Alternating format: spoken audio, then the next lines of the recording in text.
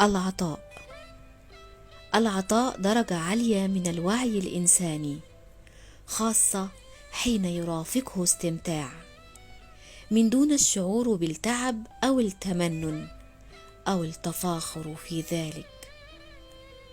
العطاء طاقة إيجابية يرسلها الإنسان إلى من حوله، يستمد منها سعادته. السر في العطاء لا يكمن في مجرد العطاء فحسب، بل في إحساسك بأن تتحول إلى شخص أفضل.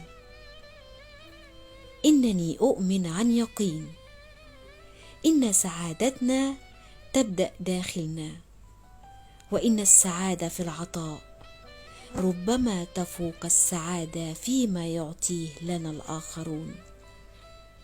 العطاء ينقي الإنسان ويرتقي بنفسه من شوائب النفس الخبيثة، فهو هبة ربانية وهبها الله لعباده ورزقهم نعمة الاستمتاع بها.